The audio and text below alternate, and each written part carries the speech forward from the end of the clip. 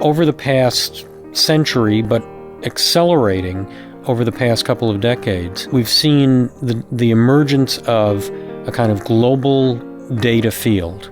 The planet itself, natural systems, human systems, physical objects, have always generated an enormous amount of data, but we didn't used to be able to hear it, to see it, to capture it. Now we can, because all of this stuff is now instrumented, and it's all interconnected, so we can actually have access to it.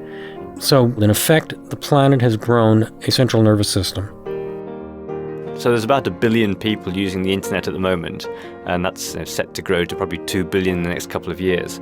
And we think that's quite a lot, but over the last 10 years I've been looking at devices being linked up together using networks, so little sensors on things, these temperature sensors and traffic sensors and flow rate of water and how much electricity, all transmitting data. It won't be long, and it may even have happened already, that there's more things on the internet than there are people on the internet. That's really what we mean by the Internet of Things. Then you get this sea of data that you just drown in, literally. And there's this triangle that's been quite well documented called the DIKW triangle. That's data, information, knowledge, and the tip at the top is wisdom. The D at the bottom is a sea of data, and when we get this data back home and start doing stuff with it, we apply intelligence to it and transform up that stack. So we go from data into information, information into knowledge, and then glean some wisdom from that. And that's really what the analytics part of our Smarter Planet story is all about. But the ideal day, I guess, would be that I wake up in the morning and my alarm clock went off at the right time because it had looked in my diary to know when my first meeting was and had backtracked which ferry I need to get and therefore what time I need to get up. The bathroom heater would have been on for half an hour before that time to make the bathroom nice and warm.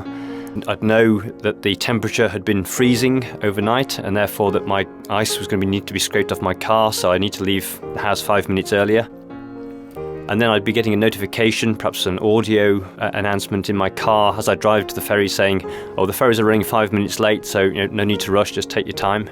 All that stuff is being handled by autonomic systems of little agents looking out on my behalf for the things that it knows I want to do, just making me aware of what's going on so that I can plan my day accordingly. So a system of systems is really what emerges when you start to link these things up. So the fact that you've got isolated systems, for example, my house on its own, with its energy monitoring and the water monitoring and the detecting if the windows and doors are open, that kind of stuff. It's a system, certainly, but it's not a system of systems. But if you start to think about the power grid, first of all, the appliances negotiate with each other. So they say, okay, guys, Andy wants all three of us to operate, but it's going to be bad for the grid if we all go on at the same time. So now suddenly we've got systems talking to each other, sort of acting smarter because they know about each other, which overall makes the entire system more efficient. There are more human beings living in cities now, as of last year, than ever before in human history, and that doesn't look like a trend that's reversing. For every 4 text messages that a pedestrian sends while walking down the sidewalk she's on is sending an equivalent amount of data.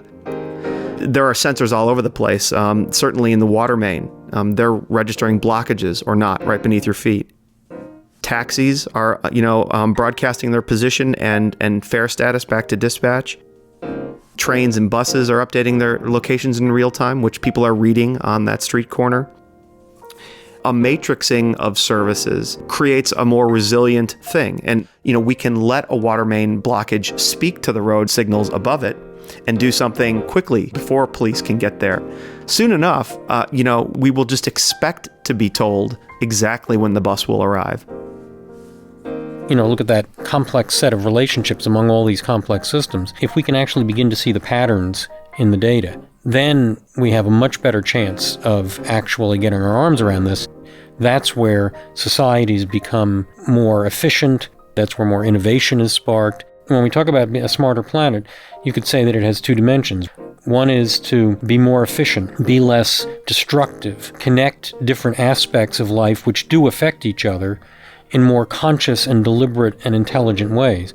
But the other is also to generate fundamentally new insights, new activity, new forms of social relations. So you could look at the planet as an information creation and transmission system. And the universe was hearing its information, but we weren't. But increasingly now we can. Early days, baby steps days, but we can actually begin to hear the planet talking to us.